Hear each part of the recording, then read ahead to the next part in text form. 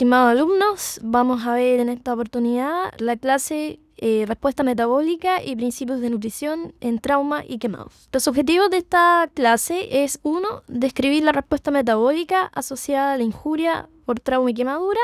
Y 2. Realizar una introducción al diseño del plan de soporte nutricional en este tipo de pacientes. Como ustedes podrán haber visto durante este curso, el trauma es una entidad muy importante dentro de la mortalidad en Chile y en todo el mundo, siendo la primera causa de muerte de las personas jóvenes. El perfil de mortalidad de los pacientes traumatizados es fundamentalmente el inicial, que es una muerte inmediata, que se produce habitualmente en el sitio del accidente, que tiene que ver con lesiones de grandes vasos o TEC, que son incompatibles con la vida. Después tenemos una muerte precoz, que es la que se produce habitualmente dentro de las primeras 24 o 48 horas, asociado a consecuencias de las lesiones iniciales producto del trauma. Y después tenemos una muerte tardía, que está definida fundamentalmente por cuadros asociados a respuestas inflamatorias o sepsis tardía por disfunción multiorgánica. Este es el grupo de pacientes donde nosotros vamos a enfocar nuestra clase de hoy, fundamentalmente asociado a su respuesta metabólica y a los altos requerimientos de terapia nutricional que tienen estos pacientes. El paciente politraumatizado presenta distintas alteraciones y distintos procesos que durante su evolución sobre todo en UCI. Un paciente politraumatizado puede tener situaciones tan graves como una hipertensión endocraniana, un shock hemorrágico inicial asociado a coagulopatía, riesgo de hacer rhabdomiolisis, embolia grasa, trombosis venosa profunda o tromboembolismo pulmonar. Pero después de algunos días comienza con el perfil clásico del paciente crítico, que es el riesgo de sepsis, falla multiorgánica y muerte. Este es el perfil de este paciente y este es el perfil de la respuesta metabólica que vamos a comenzar a ver ahora. Después de todo proceso agudo, sobre todo crítico, se genera una respuesta metabólica necesaria para poder responder a la injuria que se desencadenó, que en este caso puede ser trauma o quemadura. Lo primero que tienen que tener claro es que esta respuesta metabólica es absolutamente proporcional a la magnitud de la agresión. Es decir, mientras más injuriado y agredido está el paciente, la respuesta metabólica que se va a desencadenar va a ser mucho mayor. Dentro de las fases de la respuesta sistémica, que está descrita por Kuberson hace algunos años atrás, podemos definir primero post-daño tisular, una primera fase que es la fase aguda o la fase DEV, que fundamentalmente se caracteriza por hipovolemia, disminución del consumo de oxígeno, shock. Se sigue rápidamente por la fase flow, que es una fase de fundamentalmente respuesta hiperdinámica e hipermetabolismo, que caracteriza la respuesta metabólica asociada al trauma. Y posteriormente viene la recuperación o fase anabólica, que es una fase más nueva, descrita más recientemente, en donde tenemos un proceso de reparación, convalescencia y reparacionística en aquellos pacientes que finalmente sobreviven a la injuria inicial. En este otro cuadro se ve descrita las distintas fases que he comentado anteriormente, donde nosotros tendremos especial énfasis y en la discusión de nuestra clase lo que es la fase flow y la fase de catabolismo y la fase flow de anabolismo, donde fundamentalmente se produce la respuesta metabólica asociada a la producción de corticoides, hormonas de contrarregulación y gran liberación de catecolaminas y citoquinas con el objetivo de la respuesta metabólica a la injuria. Y posteriormente en la fase de anabolismo tendremos una respuesta hormonal que va disminuyendo gradualmente y además la respuesta hipermetabólica favoreciendo la restauración de las proteínas corporales y la curación de heridas, que es tan importante sobre todo en procesos de trauma y para qué decir en quemaduras. Ahora, si nosotros quisiéramos darle un objetivo a la respuesta metabólica, este es claramente poner a disposición del organismo gran cantidad de energía con la finalidad de mantener la homeostasis. La injuria traumática y la injuria por quemadura desestabiliza la homeostasis corporal, por lo tanto debemos responder para poder recuperarla y poder mantenerla sin generar más daño asociado a la injuria.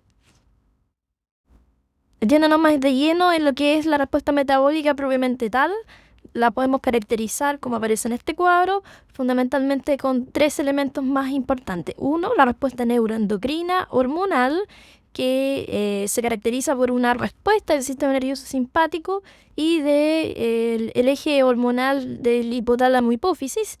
Luego después una respuesta inflamatoria, muy importante, y una respuesta oxidativa con la liberación de grandes cantidades de especies reactivas del oxígeno. Vamos a tratar de describir cada una de estas respuestas asociadas al hipermetabolismo.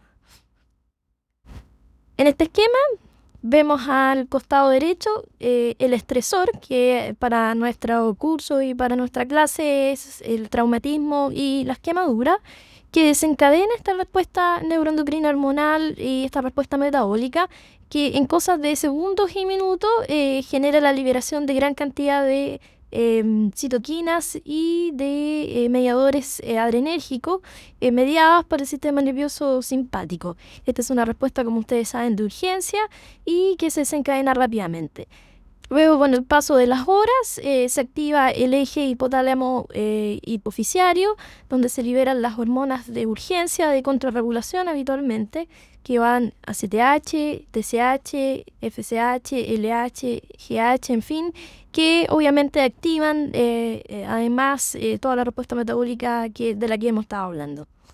La respuesta inflamatoria, que también es bastante rápida, pero que se mantiene durante los días, caracterizada por la liberación de mediadores y citoquinas. Y por último, en las semanas, dependiendo de cómo se vaya moldeando toda esta respuesta metabólica, se asocia a una respuesta conductual que va a depender un poco de las consecuencias del trauma inicial. La respuesta hormonal, de la cual hablábamos anteriormente, la podemos caracterizar en este esquema. En primer lugar, al lado izquierdo, la liberación de ACTH, que termina con grandes cantidades de cortisol, que estimula la gluconeogénesis hepática y la liberación de aminoácidos del músculo esquelético. Después tenemos liberación de grandes cantidades de hormona antidiurética o vasopresina, que sensan la disminución de las molaridades del plasma y mayor hipovolemia. Entonces, como consecuencia, vamos a tener una vasoconstricción periférica, una reabsorción de agua desde el túbulo renal distal, estimulación de la gluconeogénesis hepática, ¿cierto? Y además menor citogénesis hepática. Y por último, la liberación también de tiroxina, hormona T4, que favorece también la respuesta a través de glucólisis, gluconeogénesis, disminución del consumo de oxígeno y cierto modulación de la actividad del sistema nervioso simpático. Se continúa además con la liberación de renina, angiotensina, aldosterona. Este eje va a estimular mayor vasoconstricción periférica como respuesta, cierto, a los cambios hemodinámicos y de vasoplegia que pudiera desencadenarse producto del trauma. Disminuye la excreción de renal de agua, aumenta la liberación de aldosterona, aumenta la reabsorción de sodio y aumenta la secreción de potasio. La insulina también es estimulada, ¿cierto? Mediada por mayor glucólisis y gluconeogénesis y mayor síntesis de proteína. Disminuye también la gluconeogénesis como hormona de contrarregulación. Y el glucagón, ¿cierto? Que favorece la glucogenólisis y la gluconeogénesis hepática y además la lipólisis, que también va a tener un efecto a través de los ácidos grasos que estimulan el hígado para aumentar la producción de glucosa y por otro lado aumentar la lisis muscular por la liberación de aminoácidos que van al hígado a fomentar la gluconeogénesis. En este esquema muy simplificado de la respuesta inflamatoria, como ustedes pueden saber, se caracteriza por la liberación, ¿cierto?, de citoquinas tanto proinflamatorias y antiinflamatorias, y que durante el proceso de posagresión asociado al trauma, a las quemaduras, la inflamación, ¿cierto?, genera toda la respuesta inmune con énfasis, ¿cierto?, en la gran cantidad de citoquinas liberadas o lo que nosotros podemos llamar como tormenta citoquínica o citocínica. Desde el punto de vista de la respuesta oxidativa, el estrés oxidativo, incluyendo las especies reactivas de oxígeno en los antioxidantes, es decir, hay una agresión, se genera el estrés metabólico del cual hemos hablado en las diapositivas anteriores, y eso hace que se produzcan especies reactivas de oxígeno que van a generar peroxidación lipídica, inactivación enzimática, alteración redox, alteración genética, alteraciones en la cadena respiratoria mitocondrial y estimulación de la actividad de la sodio-potasio ATPasa en términos del movimiento de sodio a través de las membranas. Entonces, el punto de vista del trauma en su condición de estresante, ya lo describimos, tiene una respuesta que es de asociar al sistema nervioso simpático, una respuesta inflamatoria, pero también se ha visto que se estimulan otras zonas del cuerpo que liberan cantidades de hormonas, como son el intestino y los adipocitos, que también estimulan la resistencia, sobre todo de las señales anabólicas. Es decir, cuando el paciente está sometido al proceso inflamatorio y metabólico producto del trauma, las células grasas y las células intestinales secretan hormonas además que son conocidas para producir resistencia a las señales anabólicas y estimular aún más el hipermetabolismo.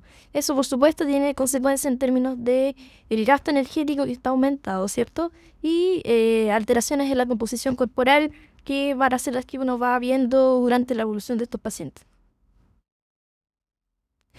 Entonces, si uno quisiera esquematizar un poco más todos los cambios metabólicos, podemos ver que inicialmente se produce la lisis muscular, que va a liberar gran cantidad de aminoácidos que se van a conducir al hígado. Por otro lado, también se genera formación de amonio y de urea, que van a tener efectos sobre el hipercatabolismo y efecto también sobre la función renal.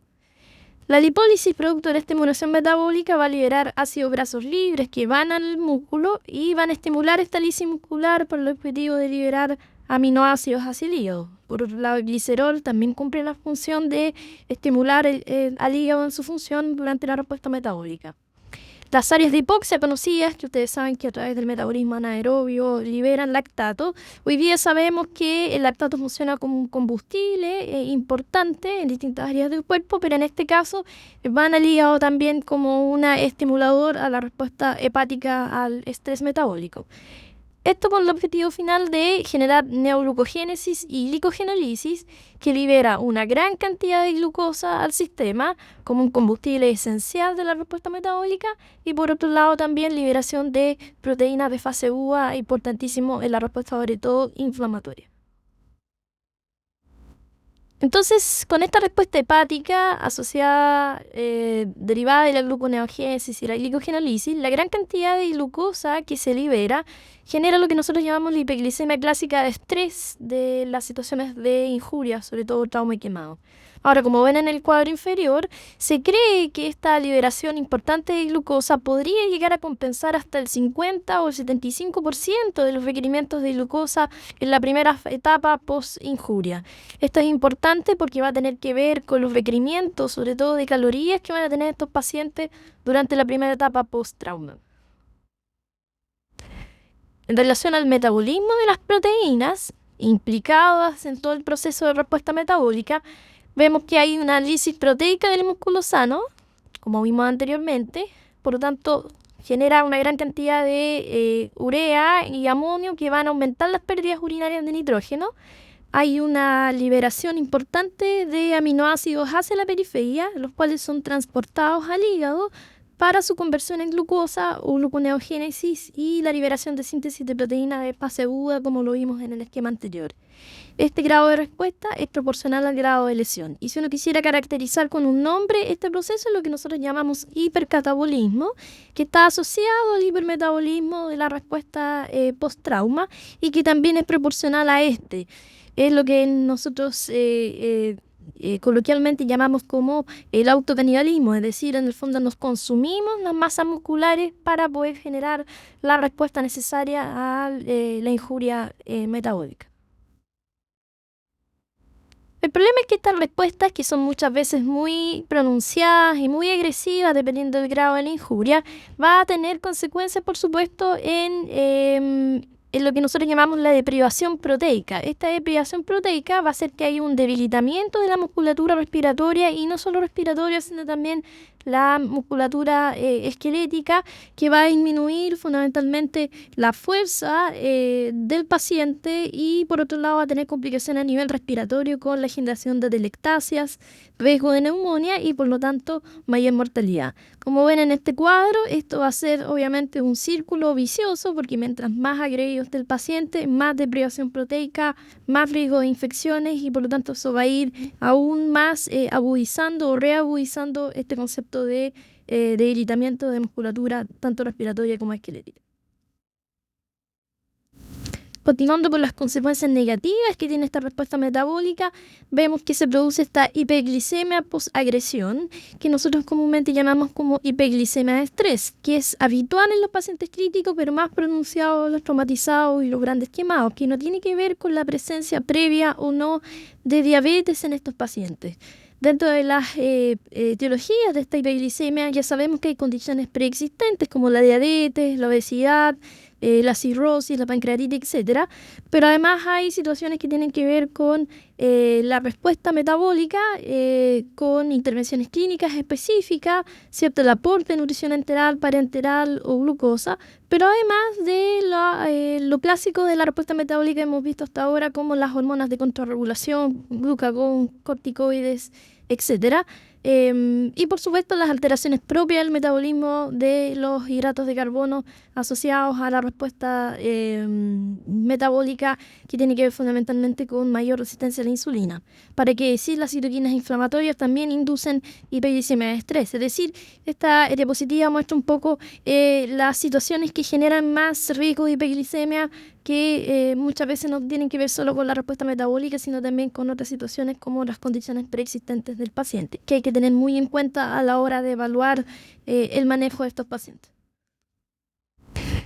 Lo anterior tiene que ver con el metabolismo del carbohidrato, que se ve alterado un poco por la respuesta metabólica, ¿cierto? La hiperglicemia hace que el cerebro disponga de una fuente de energía accesible, que es, junto con el oxígeno, los más importantes combustibles de este órgano tan vital.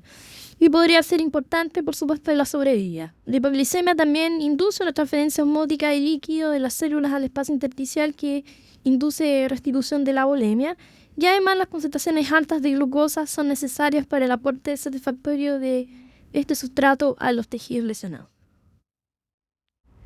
La hipoglicemia asociada al estrés, que aquí se ve cuantificado, por ejemplo, en el efecto sobre el cerebro. Sabemos, por otro lado, que tiene cierto daño, cierto tipo de toxicidad, sobre todo a nivel cerebral. Sabemos, por ejemplo, que glicemias sobre 200 están asociadas a toxicidad celular, cerebral, fundamentalmente por estimulación de vías excitotóxicas, mayor acidosis tisular y aumenta los niveles de lactato de los neutrófilos. Con esto se sabe, por ejemplo, que los pacientes con trauma encefalocraniano que cursan con hiperglicemia tienen mayor daño cerebral y aumenta además la tasa de complicaciones infecciosas y no infecciosas. Es decir, si bien sabemos que la hiperglicemia se produce como una respuesta necesaria desde el punto de vista metabólico para poder compensar las deudas asociadas al estrés, sí sabemos también que está asociado a cierto daño que se mantiene en el tiempo y que podría producir aumento de mortalidad. Es por eso que todos estos protocolos de manejo intensivo de la glicemia han querido demostrar que mientras más controlada la glicemia podría haber mejores resultados. Estamos trabajando en eso para poder en el fondo compensar la hiperglicemia de estrés y poder que estos pacientes tengan mejores resultados.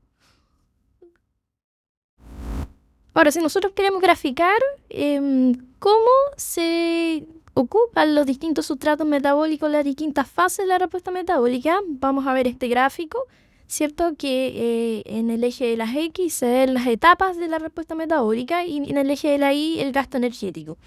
Si vemos en la primera fase, la fase más precoce, hay una mayor utilización del sustrato de carbohidratos o asociado del metabolismo del carbohidrato, como se ve en la columna de color más bien morado, con menos utilización de proteína y lípidos. Esto quiere decir que en la primera etapa, fundamentalmente la respuesta metabólica va a estar dado por un gasto mayor de los derivados de la glucosa y los carbohidratos. Si uno va avanzando en las distintas fases de la respuesta metabólica, la fase tardía o la fase de recuperación, se va produciendo un cambio a favor de la ocupación de las proteínas y los lípidos, sobre todo las proteínas en fase tardía, porque es el momento en donde necesitamos mejorar los compartimentos proteicos y por otro lado mejorar la cicatrización y la curación de heridas tan necesarias sobre todo en pacientes quemados y traumatizados en esta etapa.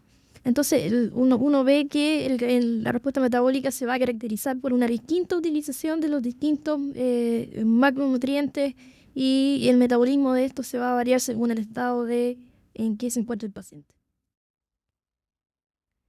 Por eso uno quisiera caracterizar la respuesta metabólica comparándola entre distintas entidades y esto es muy importante para saber cuán violenta es post-trauma. Uno ve que en este gráfico el tiempo se ve graficado en el eje de las X y la respuesta metabólica sobre lo normal en el eje de las Y. En la curva verde uno ve la respuesta metabólica asociada al trauma, que en general puede llegar a ser hasta el 50% sobre una respuesta de un gasto metabólico normal. Pero la quemadura, por su condición de hipermetabolismo severo, uno puede ver que aquí por lo menos en este gráfico se ve sobre el 80%, pero podría llegar fácilmente a sobre el 200% de la respuesta normal del gasto metabólico producto de la injuria por quemadura. Esto es súper importante porque, como decíamos al principio, la respuesta metabólica va a ser proporcional al grado de injuria. Por lo tanto, si tenemos un paciente politraumatizado con compromiso de varios sistemas, o por otro lado tenemos un paciente quemado con mayor superficie corporal, es decir, sobre 50%, por ejemplo, sabemos que su respuesta hipermetabólica, hipercatabólica y su gasto energético va a ser pero muy aumentado. La sepsis, por ejemplo, es una situación que si bien uno caracteriza siempre por ser muy inflamatoria y muy hipermetabólica, claramente no se compara al menos con las quemaduras, y eso es importante tenerlo en cuenta a la hora de evaluar a estos pacientes. Este es un ejemplo de un paciente donde el patrón metabólico determinado por la medición de glucosa, colesterol y albúmina en el tiempo muestra algunas cosas interesantes. En el eje de las X se ve cierto el tiempo y en el eje de la Y los valores de estos sustratos metabólicos. En la curva azul, por ejemplo, vemos que la glucosa en los primeros días siempre se caracteriza por un aumento, es decir, una tendencia de hiperglicemia como la respuesta metabólica inicial que hemos visto durante toda esta clase. Y con el paso de los días esto va disminuyendo a niveles ya mucho más cercanos, tanto por la compensación farmacológica o de intervención clínica nuestra, pero además por la disminución ya de la respuesta metabólica que no requiere liberación de glucosa exógena.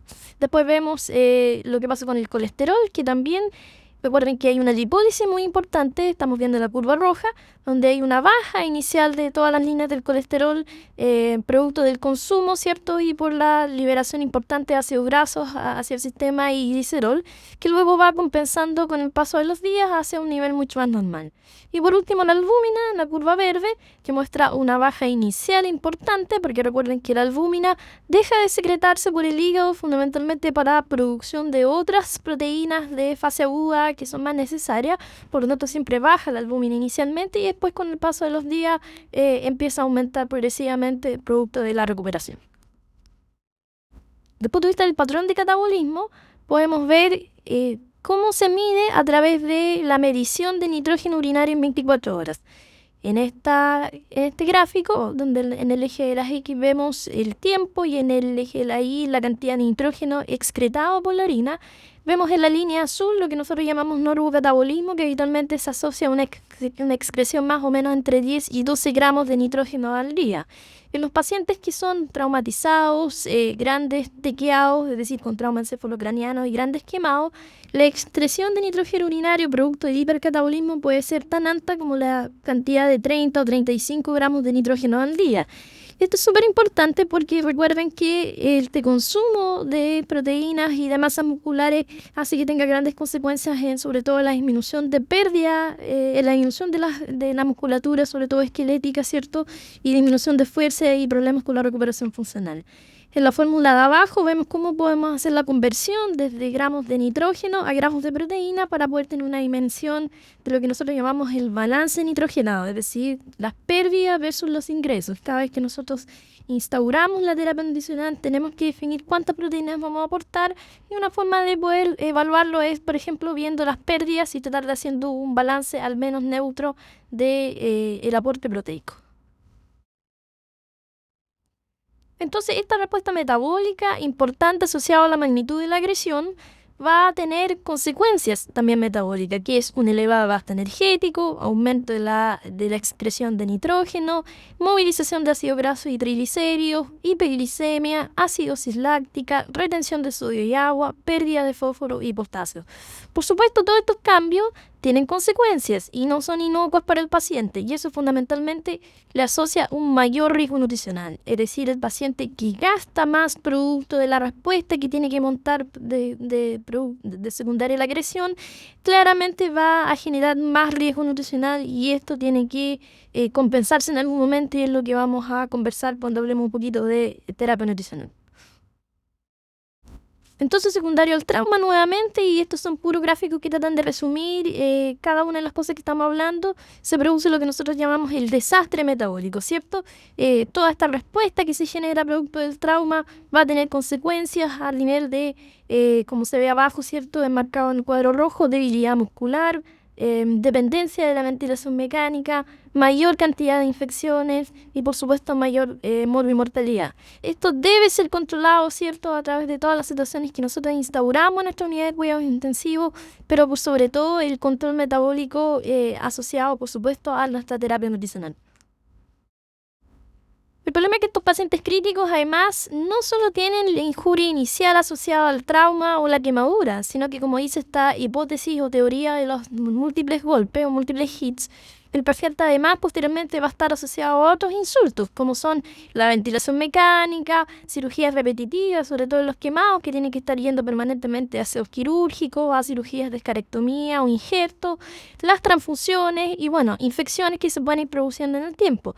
Todos estos múltiples hits van a montar distintas respuestas metabólicas que se van a ir repitiendo con el paso de la evolución. Por supuesto, cada una de ellas más desgastante y más consumidoras, que son un desafío tratar en el tiempo y que por lo tanto debemos compensar.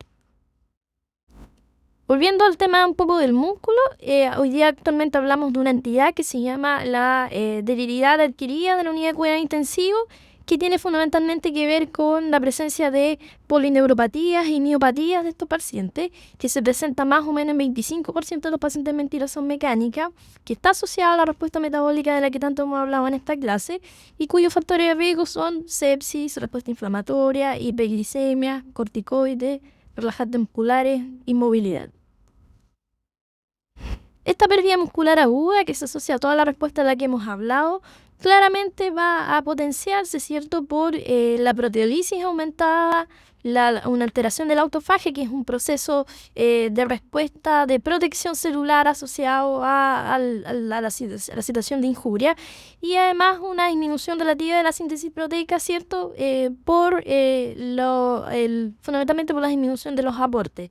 Entonces, esta pérdida muscular aguda va a determinar de que el paciente, asociado a todo lo que hemos conversado, además tiene una debilidad adquirida que es muy importante, sobre todo en el pronóstico de funcionalidad de estos pacientes.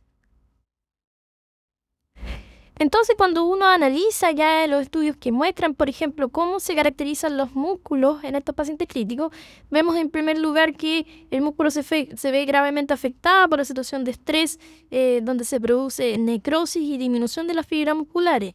En este otro cuadro, donde se ve una gráfica de un corte de la masa muscular, uno ve que a la derecha está el control, es decir, un músculo normal, pero a la izquierda vemos un caso clínico, un paciente crítico, donde se ve, ustedes pueden ver que el tamaño de las fibras musculares es bastante menor y la cantidad también, es decir, se produce una disminución muy marcada del tamaño y del número de fibras musculares que potencian esta debilidad.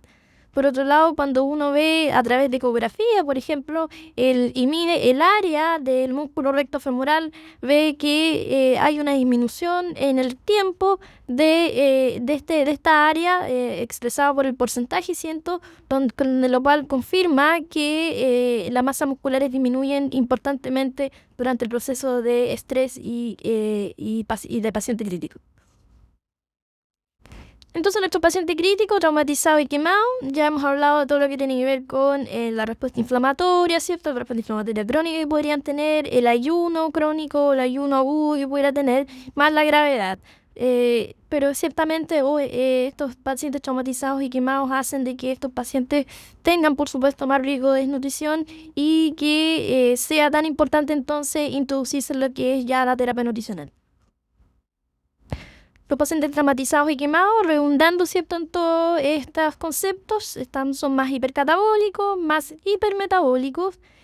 Se someten a esta situación del músculo crítico con disminución de las masas musculares, aumentan el gasto energético producto de la respuesta metabólica, tienen más riesgo de desnutrición. Por lo tanto, nosotros tenemos que tener mucho más énfasis en la terapia nutricional y también en el ejercicio y rehabilitación, que es un concepto nuevo que está destinado a poder fortalecer la musculatura y mejorar el resultado funcional de estos pacientes. Entonces, el eje de nuestro manejo va a ser la terapia nutricional y el ejercicio de rehabilitación para que el paciente, una vez que ya salga de todo su estrés por la injuria, pueda tener una mejor recuperación y una reinserción mayor, puesto que muchos de estos pacientes que son traumatizados o quemados son jóvenes, están en etapa laboral y por lo tanto lo ideal es que vuelvan a reinsertarse, sobre todo en el mundo social y laboral, que le permita poder volver a sus actividades habituales.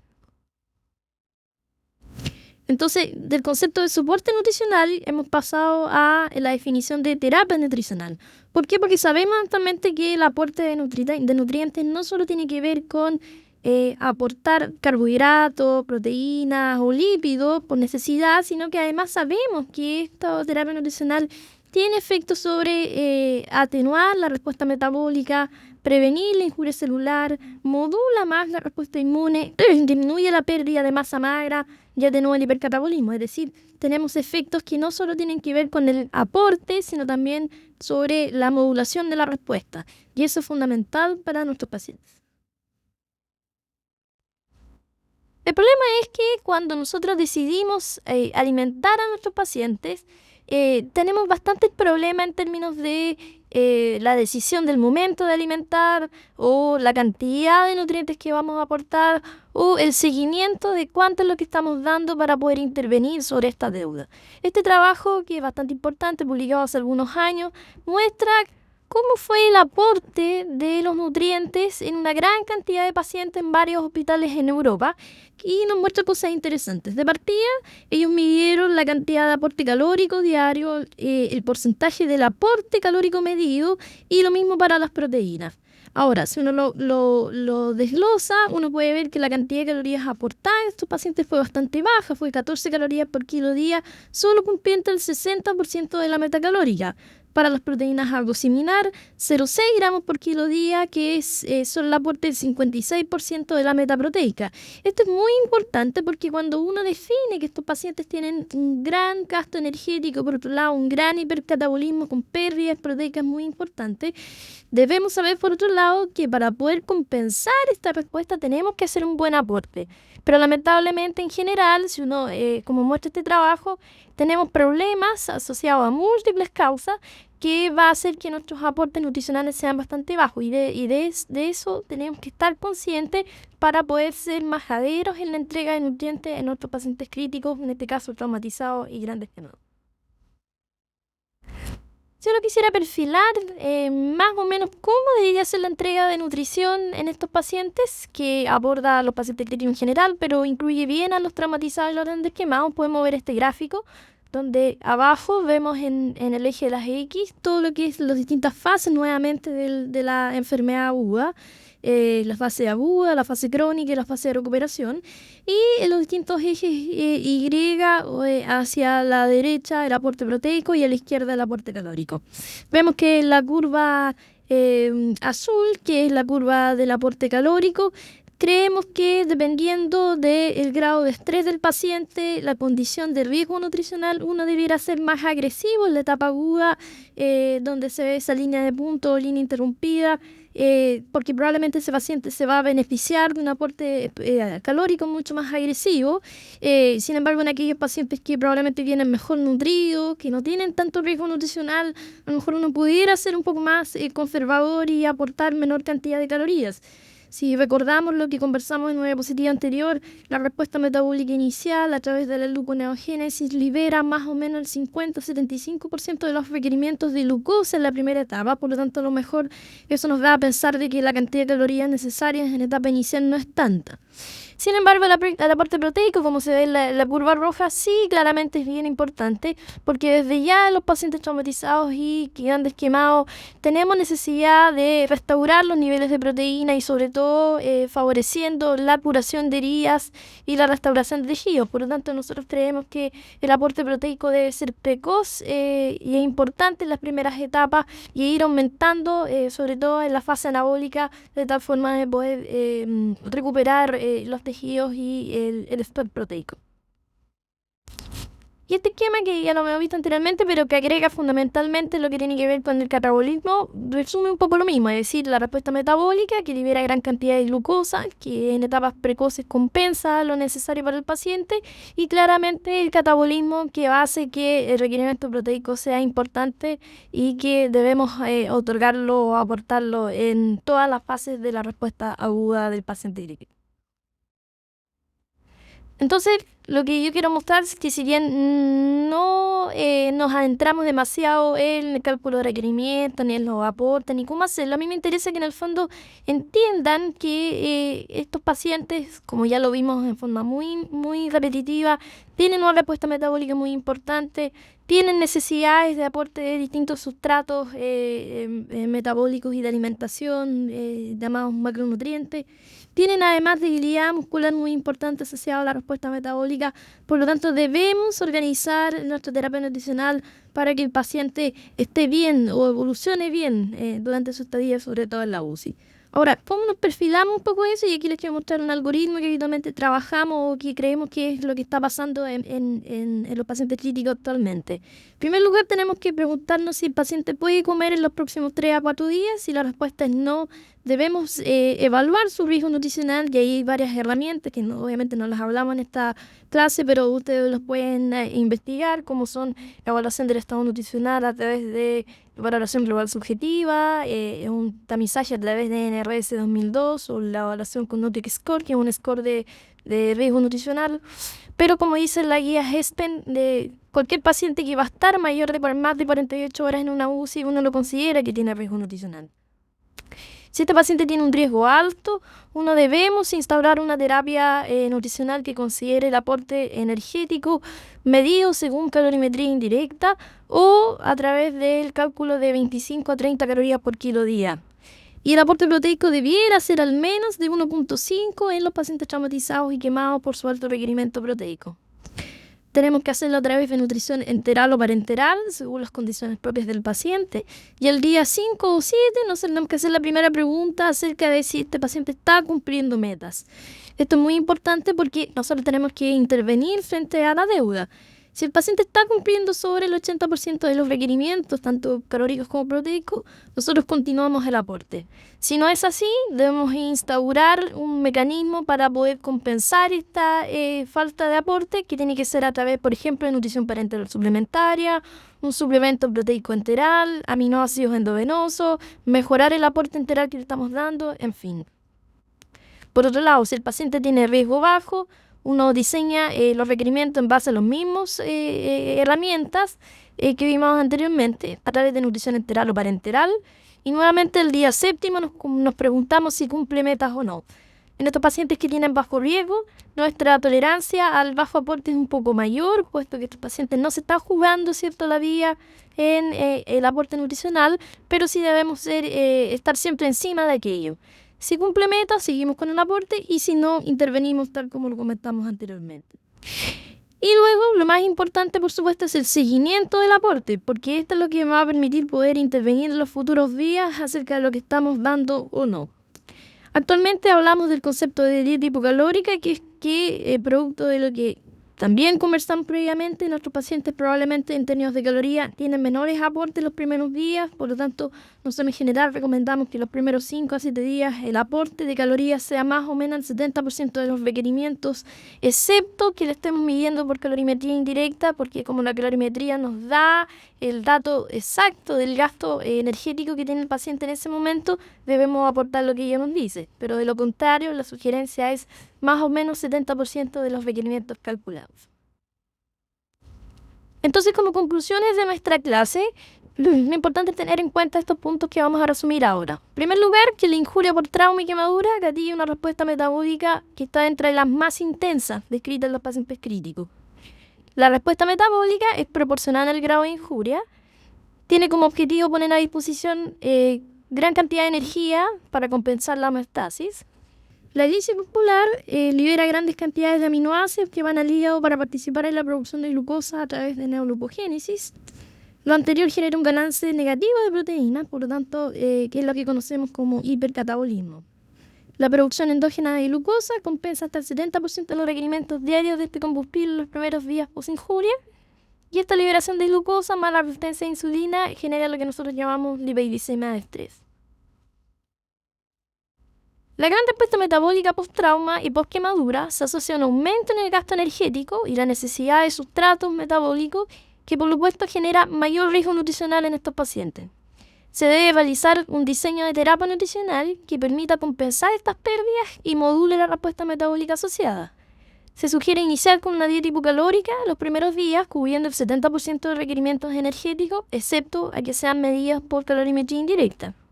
Se sugiere iniciar con un alto aporte proteico, probablemente desde 1,5 gramos por kilo día. Todavía no se sabe con exactitud cuánto es lo que requieren estos pacientes, pero la sospecha es que al menos debe ser 1,5 gramos por kilo día, llegando incluso a 2 gramos por kilo día de requerimiento.